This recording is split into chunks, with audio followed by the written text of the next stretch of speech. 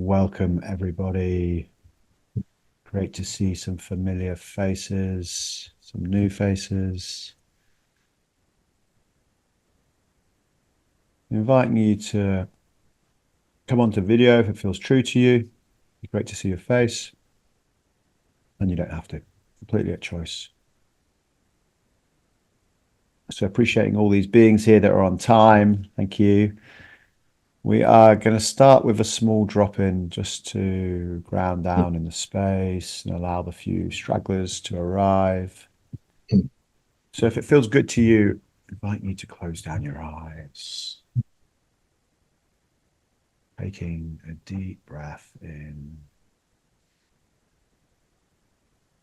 releasing with a sound, bringing any movement to the body,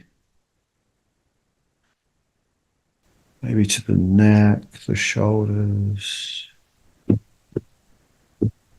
dropping the energy from the head, from the busyness of the day, letting go of everything that's happened and everything you need to do later, just to bring yourself into presence for the next hour.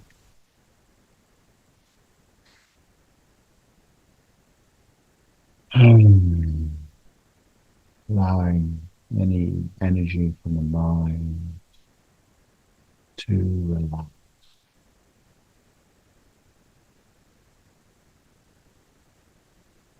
Allowing the energy to drop down into your body, running like honey down. Noticing the sensations of your body, what's alive. Maybe you've had a stressful day, breathing into that, releasing that. Maybe there's some excitement for what's coming next. All is welcome.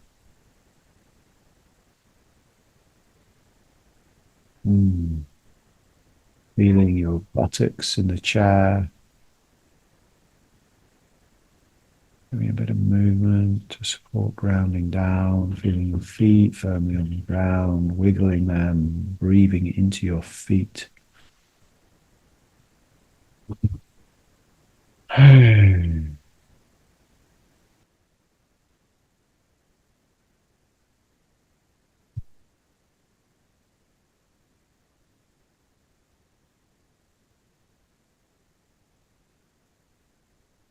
Take a moment to bring your hands to your body, maybe your thighs, belly, your chest, giving some nourishment, some love to wherever desires in this moment. Inviting one last deep breath.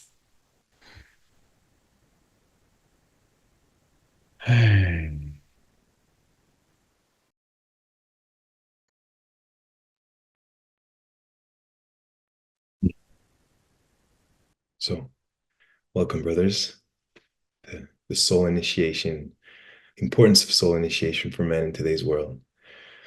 I will be functioning with this is me and Robbie will be conversing about this theme for about 20 to 30 minutes, going back and forth. And after this will be your opportunity to join, to bring your voice in, to bring any questions, be a part of this conversation. And we will close at the hour mark just to make sure we respect anyone's time boundaries. But if you feel like staying, we'll be there, staying for a while, furthering the conversation, bringing in more questions. So, welcome in, brothers. And good to see familiar faces. Yeah, the idea arose about this conversation when about a month and a half, 2 months ago, I was in a training with Robbie where he was facilitating, I was participating and assisting, and I was going through a big breakthrough again in these containers. And Robbie encouraged me to, once I would be back home, to write down on a piece of paper all those breakthroughs that I've been going through in that journey throughout this type of work in the last year and a half going through 4 of these containers. And as I was writing this and reminiscing about all these pieces, it was becoming evident inside of me that, like, fuck, like this needs to be shared. This needs to be done. This is impactful. This is the most impactful work that I've been doing. And so there was this desire to share more about this. And so arose this idea around having this conversation and sharing this with you guys. This is my first time on a screen doing something like a webinar or anything like that. And so I do want to say that I do feel nervous. um, but I also feel that the motivation to step forward and share this work is overriding the nervousness. And also, we got Robbie with us, who's experienced with this, who's experienced in talking in public, and so yeah. Hmm. And so, soul initiation, the importance of soul initiation for men in today's world. Why this and why now? That's my question to you, Robbie. Mm. Just before I get into that, I just want to honor you for your vulnerability of sharing around your nervosity, as you would say. And yeah, this piece that we hold at the heart of emergence around fanning the flames of our brothers and supporting them to rise and shine. Yeah, I feel deep longing in my heart to really support each other. Yeah, through loving challenges and um, yeah, like brotherly energy. So thank you for doing, what was requested of you or invited from you, and see what's manifested from that, the creativity. So thank you.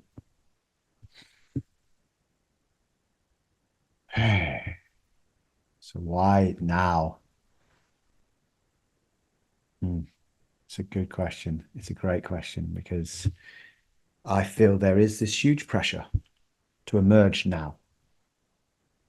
And it's not just coming from the external factors of political unrest, war, ecological disaster, corporate greed, but from deep within the human psyche.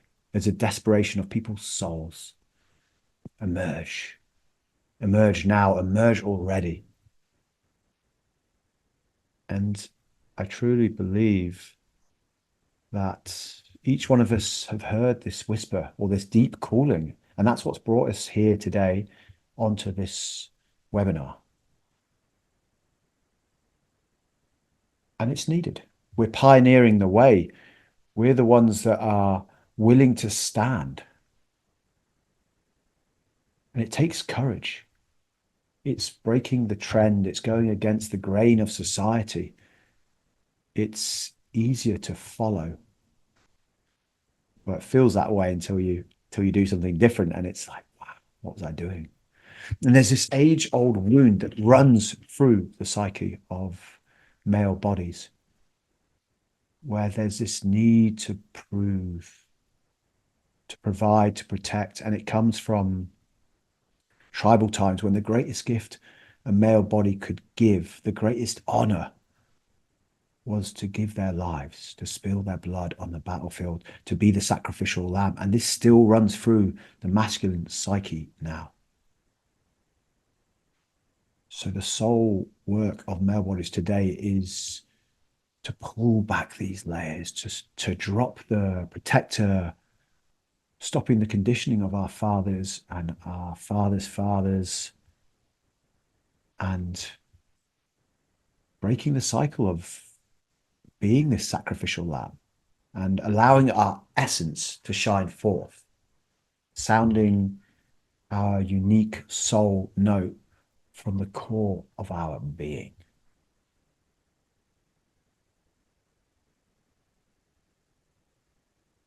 And it's not easy. It really takes courage. And a new relationship to being in a male body will look different for all of us. And this is something I really celebrate with emergence is I'm deeply grateful for the variety of flavors that come through that we can learn from each other. There's not like a cookie cut way of this is the way it needs to be. Wow, celebrating our differences, taking a transmission, like learning from someone else's way of turning up in their male body.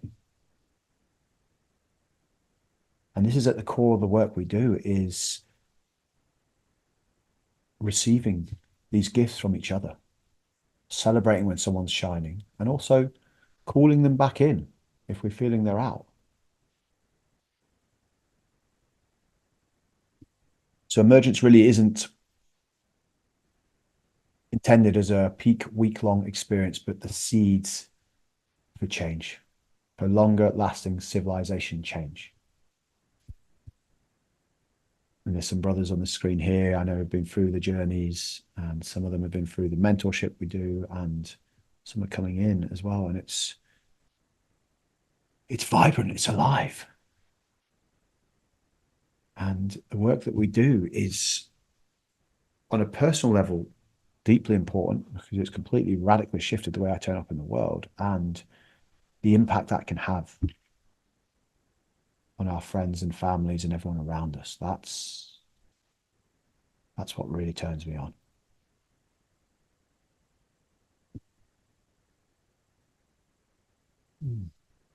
So that's a little bit of, I guess, the one of your questions, like the why now, and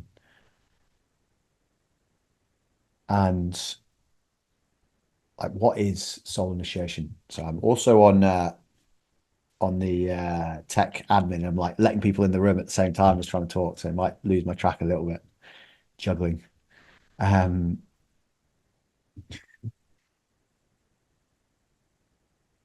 so there's the soul initiation that we're kind of referring to.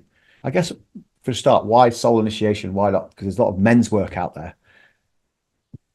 Is we at the core of what we're doing at Emergence is really around wholeness. So we incorporate all aspects of this human experience, all aspects of soul. So Carl Jung, the Swiss psychiatrist, psychoanalyst, introduced the concepts around the anima and the animus. And the anima represents the inner feminine aspect of the male psyche. And often this is the least developed part in male bodies due to the upbringing. It's not true. It's a sweeping statement. Some of the male bodies I know have incredible feminines, and some of the feminine bodies I know have very strong masculines. So please, this is a sweeping kind of statement, but a lot of the men's work out there will not even go into the feminine aspects. So there's a huge part of the soul that's not being nourished, not being loved, not being accepted. And this is the journey of deeper self-love, deeper self-actualization, deeper acceptance.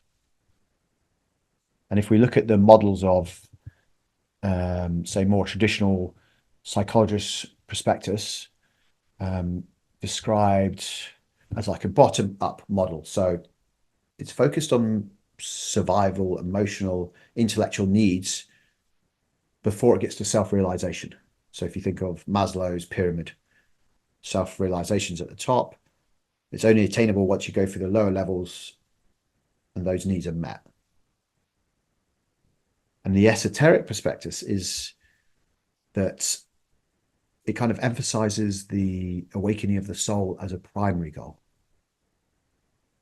So it sees that the body mind is like a radio transmitter through which the soul operates, suggesting that it's supposed to be a hierarchy going up. It's more a descending journey, the soul landing deeper into the body mind. So for me, the shifts are around, on a societal level, it's instead of being survival focused, it's love focused. So preserving love becomes more important than preserving the physical life. And this is the vision, the dream, which is shared by many, I'm sure, where the foundation of society and community that we live in is focused on love and freedom, as opposed to, say, competition and greed, which sadly is dominating the landscape.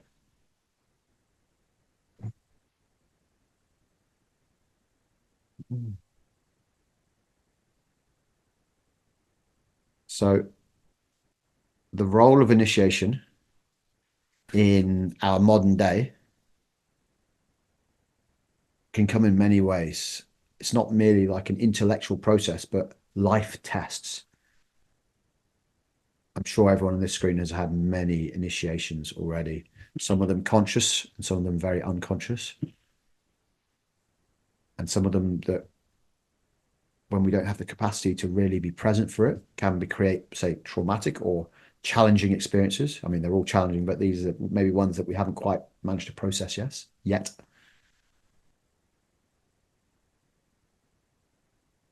And at emergence, we go through a series as an arc of a journey, which allows us to have these different initiations to support us to this wholeness. So when we go on these journeys, such a variety of men arrive, and there's different pillars, different energies that we work with around the inner child, around emotional body, around shame, around the masculine, the feminine, around money, around purpose, which some people have spent more time, have had maybe deeper initiations or integrated these energies more within their being. And some of us are lacking in certain areas. And the intention really is to give the opportunity to integrate these parts, and we can see where we're shining and where, yes, this is a part that is really vibrating within my being. This is a piece which I can really share with the field, with my friends, but with my loved ones. So, oh wow, there's these other parts which maybe need a bit more love and attention. So we've lost a lot of the initiations, the rites of passages that used to be around in tribal times and in society. And really, I mean, there's still some around. There's still things like confirmation within the Christian church and bar mitzvahs, and there's kind of these unconscious maybe gates within like leaving home or graduation from school. There's like a celebration or some sort of ceremony to celebrate that. Military service, marriage, these are kind of ones that are still in society, but there's huge gates of initiation that aren't really respected or even presenced. I mean, being male bodies on the screen when we hit puberty, and suddenly there's a 600% surge of testosterone in our bodies. There's no one to speak to. Well, I'll speak from my own experience. There was no one to speak to about it.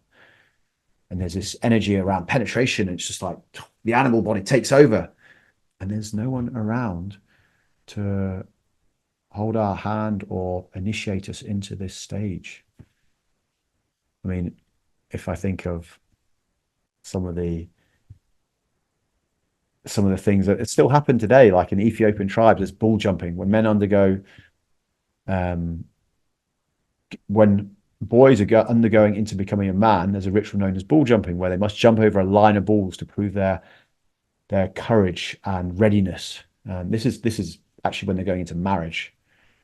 Um, and in the shamanic realm, there is still a lot of different initiations. I'm sure some of you have experienced these.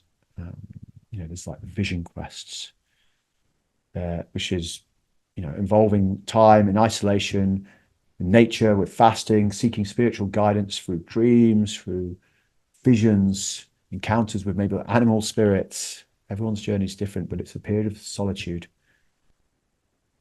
and connecting with other worlds and deeply connecting with your inner world. And then there's, Sundance, which is traditional Native American, where they would fast for days and they would dance to exhaustion. It's a physical, it's a spiritual test. And often they're doing that with the intentionality of sacrificing for their people. Moon dance, sweat lodge, plant medicine dietas. There's many different initiations out there. I could go on for a while. Gabe, come in, brother. Yeah. So yeah, listening to you speaking about, I hear two things, mainly the soul aspect, meaning more wholeness in that regathering, remembering, bringing back pieces of ourselves that were forgotten, be it the inner child, the feminine aspect, and all these things that you've named. And the initiation, how I've been experiencing it was is a as a threshold to a new reality. And like you're saying, it could come through the trials of life. So it's unconscious. It's just obstacles and challenges which are forcing me into stepping over that threshold and discovering a new me, a new way to relate, a new way to be at life. There's also all these things that you've named, plant medicine, these fasting journeys, solitude, all that these technologies that are used to access these new realms. And I'm curious because looking back on all those shifts that have happened in my journey with this type of work, how does it work? And why does it work so much? How has it been the most impactful of all these things that I've tried before this? And yeah, what's the mystery behind it? Yeah.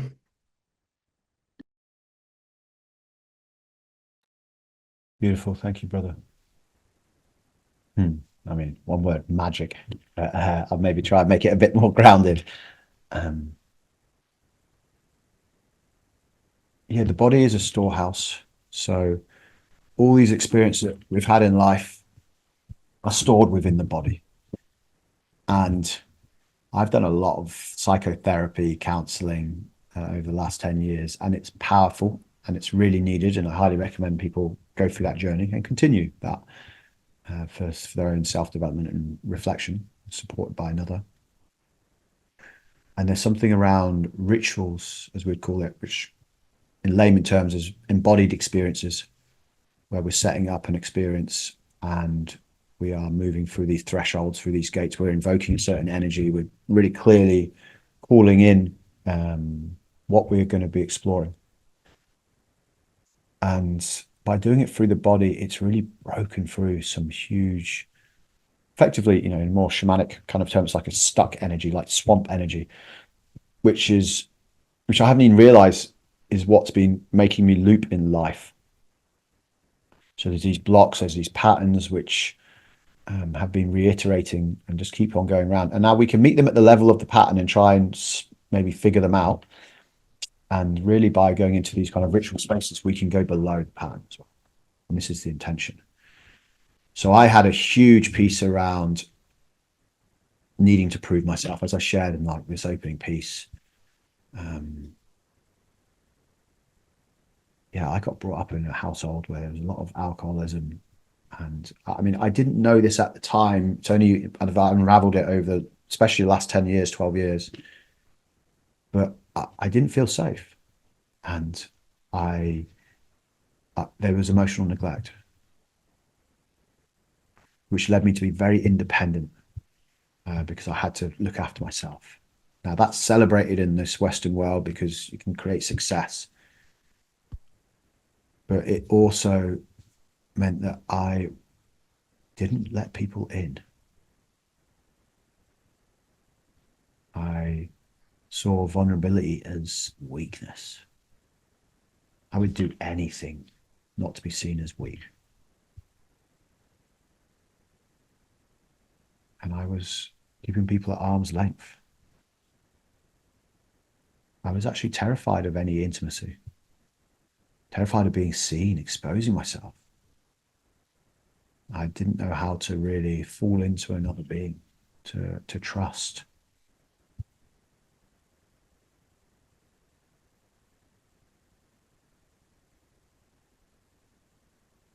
And what I realized is I was just wearing armor. I was putting these walls up. I was trying to project this person who's holding his shit together and I'm doing well and all this. And yeah, on the facade, I was successful, but underneath it, there was despairingly empty feeling. Yeah, I was kind of on that Maslow's journey of needs, and on that journey, and um, it was superficial for me. So coming to these experiences and learning to open up, to expose myself more, to use the phrase cracking open. It's like the thing that I was trying not to do the most was like hold my shit together, was actually really getting in the way of my creativity, my power, my expression, my honoring of my own being, who I am, or of my being. I was locking up and just like putting all these walls up to what to protect myself. And it was protecting myself when I was young, but I didn't grow out of it because I didn't have these initiations to realize that it's okay to drop those walls now. It's okay to be myself. It's okay not to know. It's okay to reveal where I struggle in life. And when I do this, I'm met with open arms. My mind used to think that people would take advantage of me, or I would somehow, ultimately, when I was young, I thought I'd die. This is the thing. I've got to look after myself. But it's bullshit. Like, people want to be there for me. And can I open myself up to receive love? And that's something I really struggle to do.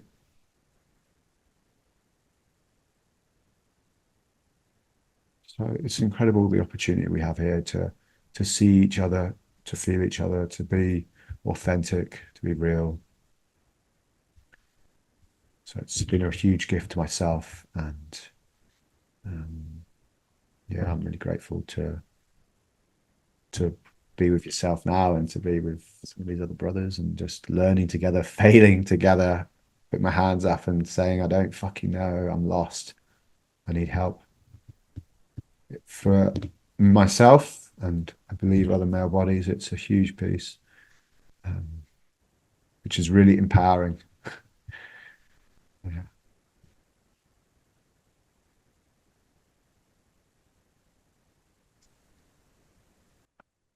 Yeah, listening to you right now, initially you spoke about the embodiment piece as the importance of having these experiences on a body level, involving the emotions and not just the head.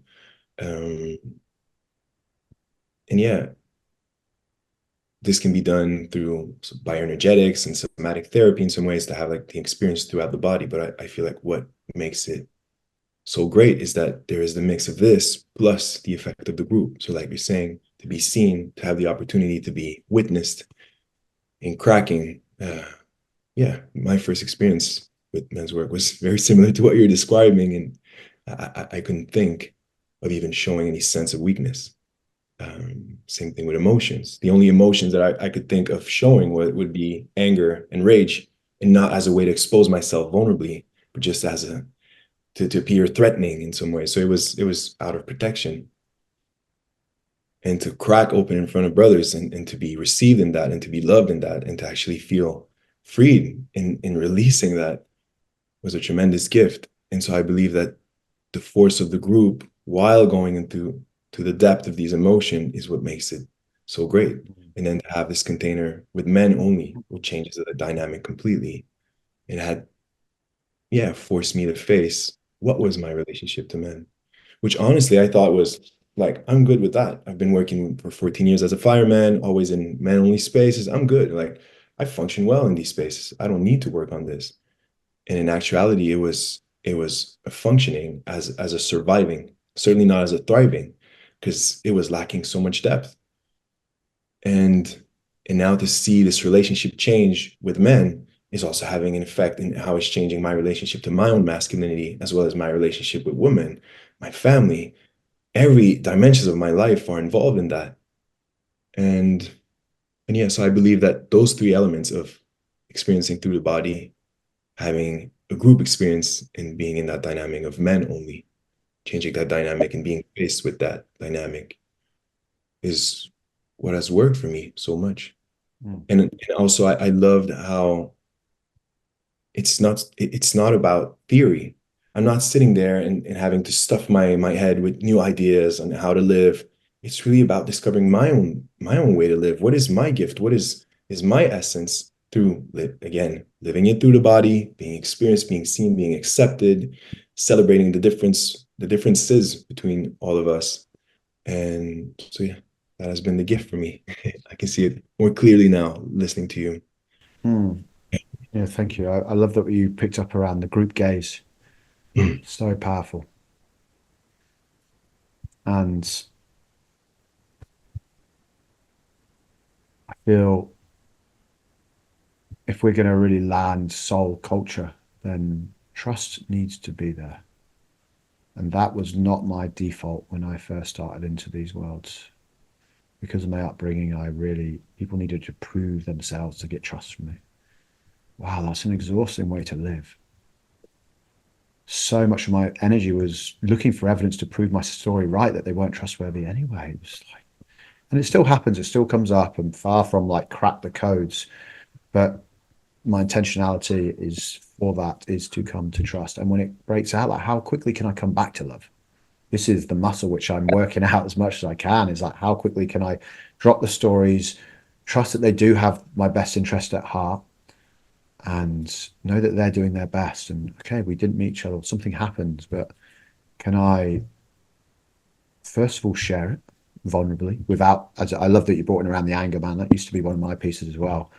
But that was just my protector. That was just a fierce warrior who's protecting my heart. And underneath that, part of me is hurting.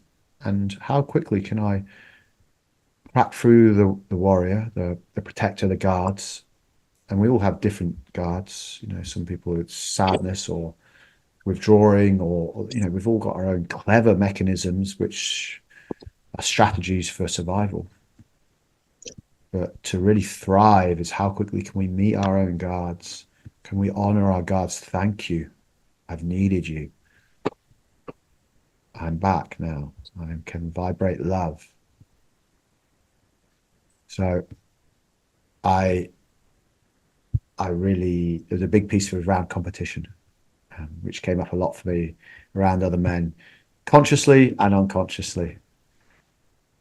So I'm really grateful for this real shift. I mean, there's a beautiful ritual that we do, which I won't reveal, but it's how can I really celebrate another man? And I can still feel jealousy come up. I can still feel like this part come up and like catch it again within myself and celebrate them and tell them that there's an admiration for what they're doing or how they're turning up in that moment. It's it's radically shifted the way I can be with my brothers. And this piece that I shared around actually bringing it, that we used to have we call it dark arrows, but maybe in more layman terms, it's um, you know, feedback, but honest feedback. Might be see it as critical feedback, but really the intention isn't to criticize, to sink someone, to make them feel bad about themselves, or to rise myself up, but to support them to shine more, support them to grow, support them to maybe see a part of themselves they're not aware of, or maybe let them know that that part that they're kind of aware of and think they're getting away with, we're fucking seeing it. And I need that more than anything because people can see me better than I can see myself. The dark side of the moon, people will shine their light on that for me and support me to grow. So this is another beautiful thing about being in a group. So I did a lot of lone wolf stuff when I was out there and I was trying to figure this out by myself. It was exhausting. It was lonely. And there was no one to celebrate the wins, and no one to commiserate in the hard times. So there is. It's my last point I'm making. I'll be back to you. There's the beauty around doing this with other male bodies is that we have had this shared experience growing up. We have all been in male bodies growing up. And I know when I first kind of came into this field of awakening, or however you want to call it, I would get the female bodies would ask me to be more vulnerable and like open up. And as I struggled, I really struggled. My emotional vocabulary was pretty limited, and when emotion came up, I could feel this kind of in my throat. It would come up, and I was like, oh, it's coming, and then something would shut it down again. And it was from years of repressing my emotion, where I didn't feel safe to do it, and the people I hung around with, it wasn't welcome. And finally, it started to break through just with time and just continuously being open to it. And often I'd find around the female bodies that maybe their masculine wasn't so mature, and the very thing that I got asked not to do, which is try and fix a female body, they were kind of doing to me. So the beauty around doing this with other male bodies is we've been through this experience together of how it is being in a male body growing up. So that when a male body can crack in a field, um, we can see that and we can share that experience, which is unique. I've been in many mixed containers as well, and there is a different frequency. Those who have been in them will understand, but there is a different gaze when we're in front of female bodies, and it's cool. It's just accepted. It's just a thing, and so there is a gift in being just male bodies and go through these different initiatory gates. Yeah, I was hearing you talking about competition, and that has been probably out of all the themes and all the breakthroughs, probably the biggest for me in these spheres. Where, yeah, in my first container, I can still think back on how I was faced with the fact that I was either relating to my brothers as if I would feel superior to you, then I can act as the big brother because I feel comfortable in your presence. You're not a threat to me, so I can be there as support for you. But if I feel like you're an equal or a threat, then it means like, fuck, how can I find a way to one up you? How can I beat you so then I can feel comfortable, so that I can feel worthy? And to have that shattered and to experience that ritual and to feel what it actually feels to cheer for my brother and to support my brother in rising, and for the shift in competition be from, instead of wanting to bring you down so I can feel up, really this like, can we bring ourselves up together and rise together and support each other to rise? Man, that was freeing. And the impact it has had on my life regarding trust, because I couldn't trust any man if my main focus was to one up you and to beat you, or to find a way to be better than you. And how can I trust you? How can I collaborate with you? But to have that shattered meant like, wow, there's actually an opportunity. There's a window of hope of what we could do together. And instead of having projects, having ideas about life, but feeling like it's an insurmountable mountain because fuck, how will I do this project alone? I have to be good at all these things. Right? How can I do this? And so I felt paralyzed and like wanting to do things in life, but how will I do this? And the prospect of collaboration, of trusting with brothers means something completely different, where I can bring my gift and another brother will have a gift that complements me, and we can bring something together and create something together. And like, what a shift it has operated in my life just to have that door open. And so, yeah, competition, huge piece, huge piece.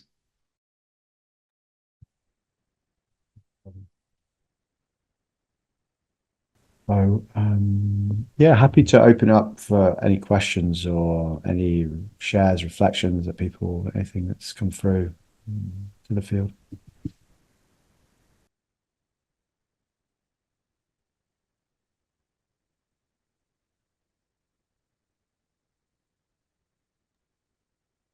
When you feel like bringing your voice, you can unmute yourself. And also, I see there's a lot of brothers that have been going through containers. And so if you feel like sharing something regarding the themes that we've approached, that's welcome as well in this space.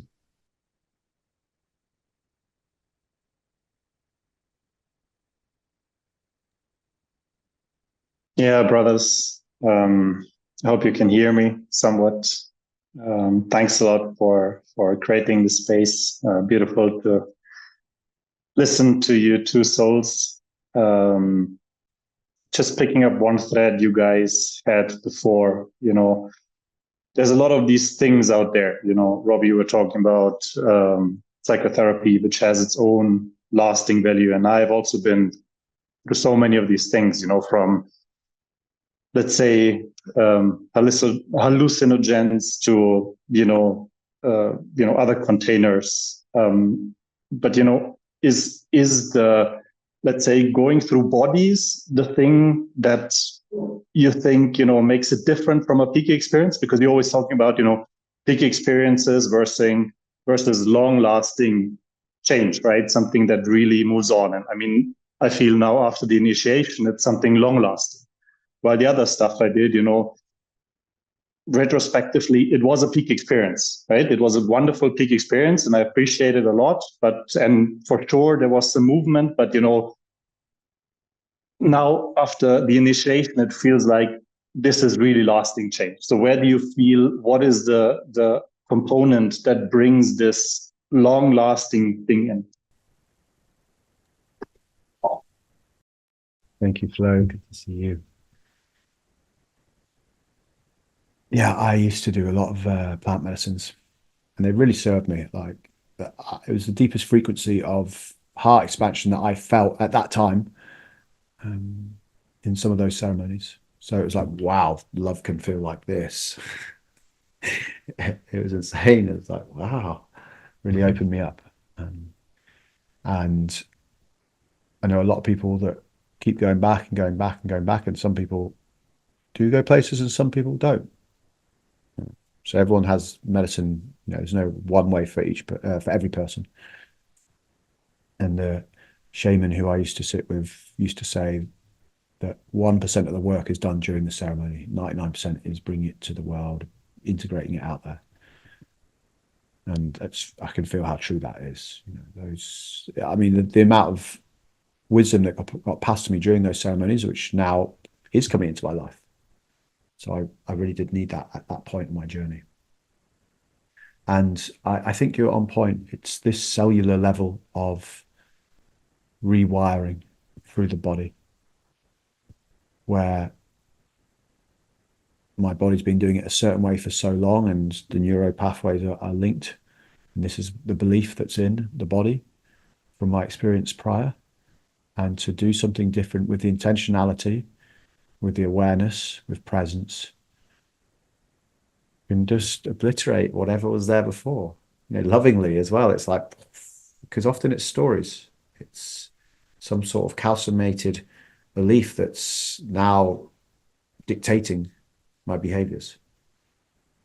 So by having the embodied experience and actually feeling how I feel when I'm invoking these energies or having this experience or this relationship with certain archetypes or energies, then it can land in my cells.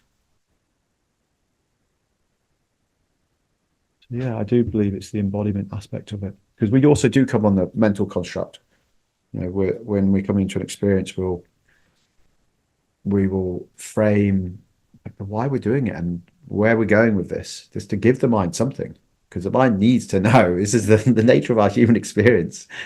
A lot of us have been mind orientated for a long time. So we give that to the mind so the mind can then relax and let go. And we also, really, the intentionality is to share our own experience, our own vulnerability of how we've danced with these energies, these archetypes in the world, and what we've got out of it. So it's deeply personal as well, so people can learn. And then we learn from each other. It's like the mycelium, the web is phenomenal, because when we do the harvest, the sharing afterwards, it's like people have had this experience. Now, I might still need to have that embodied experience, but even like someone saying this is a thing in the world, it's like, wow, the collective intelligence is landing in my being still, even if I haven't directly had the experience. And sometimes I don't need to. I'm like, oh, wow, that's a thing. And I can really feel that. I can feel that because the person's really like vibrating their energy off their being.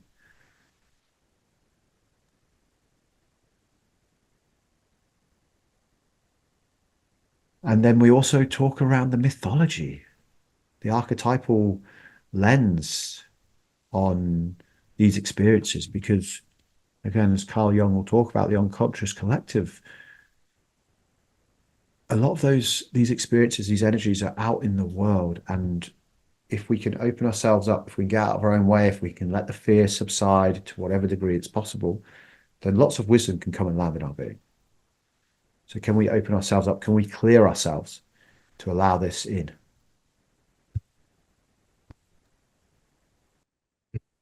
And one thing I'd like to add as an answer to that question is, or more to highlight more than to add, because you've named it already. But the effect of doing this in a group container also makes it a step further already back into society. In that, for me, in my experience with hallucinogenics or meditation retreats, silence has been that, yes, they can act as an initiation, as that threshold to another world. But for me, it was like stepping into this new reality and then stepping back. And that reality might be accessed once again in the future once I'll be ready. But that saying is that known saying in the spiritual world is that if you feel enlightened, go back to your family on Christmas. Right? The fact of doing this as a group and being stared at and being seen and doing this work while interacting with others, I feel like there's already a step already made into returning into society. And so instead of just stepping in over that threshold and accessing that reality and then stepping back and opening that gate once I'll be ready, I'm already ready. I'm already surrounded. I'm already a step into society and ready to react and act and relate with other people while accessing this new reality. So I feel like the group effect is really what makes it more long lasting than just a peak experience. Thanks, brothers. Yeah, and I just one more bit to riff off the back of that. It's also the culture that we're creating as a collective. Because lots of the brothers have been coming back for like 4, 5th journeys. So it's not they're just coming for one, getting the thing, and then out of there. So when you've got people keep coming back and they're spiraling deeper and deeper into these tools, into these experiences. I mean, for me, and just for the journey of emergence itself is constantly evolving. We've just done our 10th journey, and it really, this body of work's landed now. And I mean, it's always going to be landing deeper, but it's like there's like a backbone, there's a spine, it's like it's alive. And now there's mythologies weaving in. Now there's poetry weaving in. Now there's live music evolving through it. So it's exciting. It's alive. So when something's so alive and you come in and you drink this medicine, then, you know, as above, so below, as we transform internally, so does the outside world. It transforms with us. Our relationships transform, our families transform, our whole community transforms, our tribe transforms. And this is our tribe. This is what we are cultivating.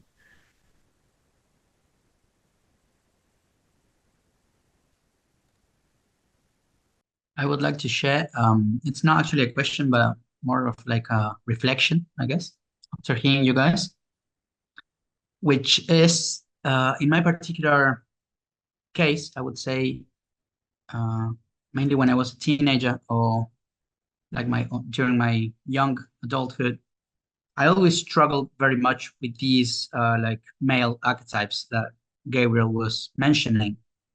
And I always felt less. Like I would always, like when talking about competition, I would always feel as like popular men, like good looking men, sexy men, the men that got the female attention. I was never going to be that. Like, so I felt intimidated by those kind of like male archetypes. But I think it goes the because of the kind of male archetypes I got to see in those roles. They were not friendly. They were not connected to their souls. So I instantly felt repelled by those archetypes. This was a long time ago, and like before I started my journey. But now, like I really wanted to come today and like to see how this virtual environment could become alive, because of like many talks and like endless messages I've shared with Gabriel over this like ever since we knew each other. And like I do consider him like a very close brother in our own like individual processes.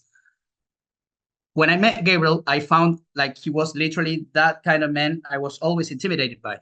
Like very good looking, sexy, fun, charming. Literally, as a man, I was like, fuck, I'm never going to be that. But Gabriel has been the opposite for me of what I thought those archetypes have always been in my life. And even if I don't know Robbie that much, I just got the chance to meet Robbie personally a couple of weeks ago. And I had the same feeling. So I don't know, I just wanted to share that now talking about us men, feeling the soul of the brother, whichever archetype he's currently embodying, goes both ways. To turn competition from intimidation into like, or what I would say, inspiration. I would say I see Robbie too, because even if I don't know you that much, Robbie, you have like showed that to me also. But definitely, I don't wanna, or I no longer feel intimidated by that. I feel inspired. And I feel like, okay, if I see something I don't have, or I don't know, then I wanna learn it. I wanna be inspired by those archetypes so that I can embody that too if I feel that's something positive. So I really thank you guys for being inspirational instead of intimidating, actually. Wow. Thank you for this. Thank you so much. And it feels, again, it feels very touching to hear this, because when I say this work has changed my life, this is the biggest example right here. And so thank you for bringing this, Kike, because the truth is the relationship we have, I would never have that with any man before this kind of work. It would not even be a possibility to share what we share, to share what I share to you in voice messages. And so it's touching me right now, because I see Brian on the screen, same thing, right, coming out of my first container with emergence. And already this type of relating through competition, shattering. I would have never been friend with this guy. I would have been in competition. And now, man, the kind of love and support we bring to each other.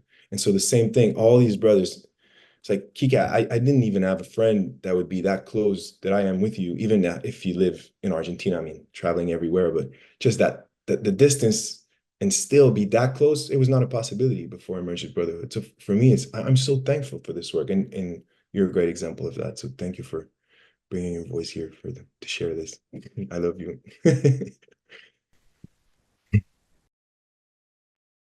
Yeah, I feel touched in this moment. Just the possibility of intimacy between brothers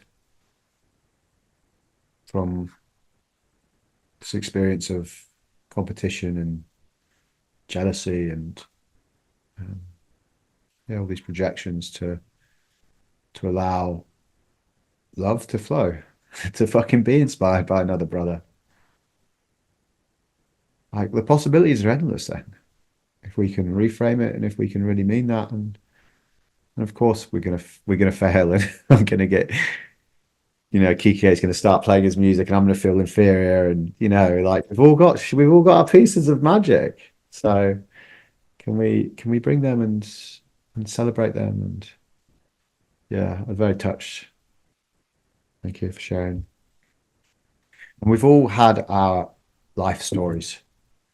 We've all had our experiences, and I really believe like our souls have chose our vessel for a reason. So wherever we were born, with our parents, those experiences, especially the challenging ones, they were the soul's choice of early initiatory gates. And can we turn those experiences into our gifts? Those initiations are often the wounds of wisdom. And can we go back and really mine the hidden knowledge, continuing to feed this inner wisdom? And the deeper we can go into the wound, so that will allow it to be really felt and moved.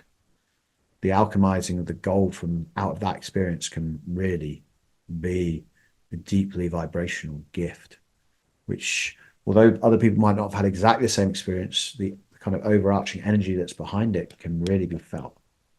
So true leaders are those who know their wounds and therefore dwell closer to their own wisdom. So this isn't a path of all ease and joy and pure empowerment. For me, it was years of like, when the fuck am I going to get over this shit? There's so much. And I had to wade through a lot of it. And I'm grateful for my perseverance. There's kind of the masculine initiation is this driving forward and keep pushing. And the feminine is more on the knees, hands in the air, like, when will this end?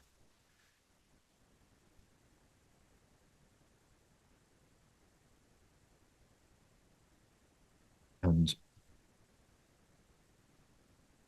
I know I've spent a lot of my life where I was running away from the things that I was scared of. A lot of it was around being in front of other men, being in center stage, public speaking. Because again, my expression got shut down when I was young. I got ridiculed from my mother. It's her sense of humor, very good English kind of characteristic of taking the piss. And she did it to me when I was really young. So I would do anything to not be ridiculed, which really shut down my expression. And now leaning into that, running towards the raw, the thing that I'm scared of doing, I can see is the fast track for my soul's evolution. So the thing that scares me the most is often where the gold lies.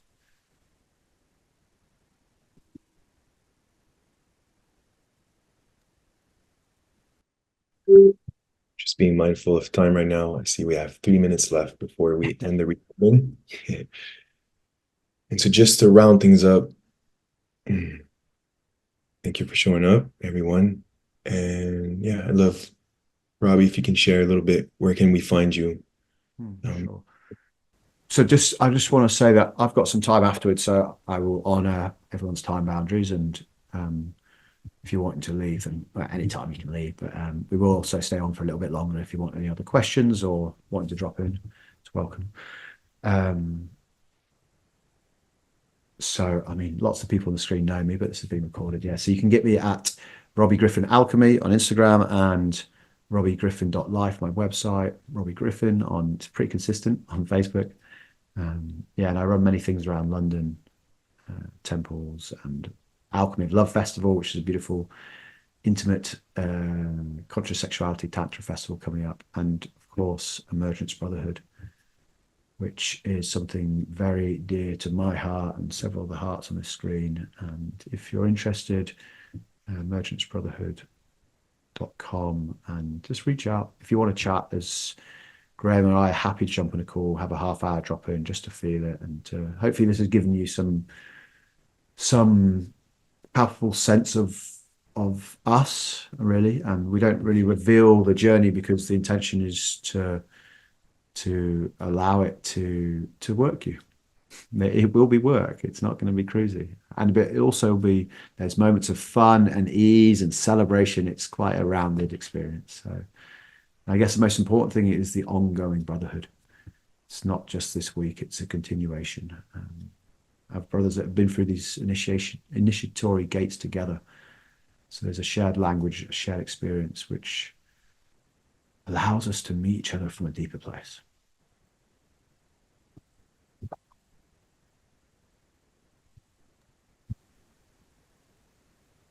Boom, 6 o'clock. But, and just on the back of that, speaking of emergence, I am right now currently organizing the arrival of Emergence Brotherhood initiation in Montreal for the first time in Canada. And it feels the most important thing I've done in my life, to be honest. I think you're feeling how this work is touching me, and to bring it home, to have this kind of relating back home, it feels so important on the personal, just to bring that into my life and have that kind of community back home, as well as to see the shift in my homeland. And so, yeah, so this is what I'm currently putting my extra time in, aside from firefighting at the fire station. And yeah, it feels very important. So thank you for joining. Thank you for spreading the word. And yeah.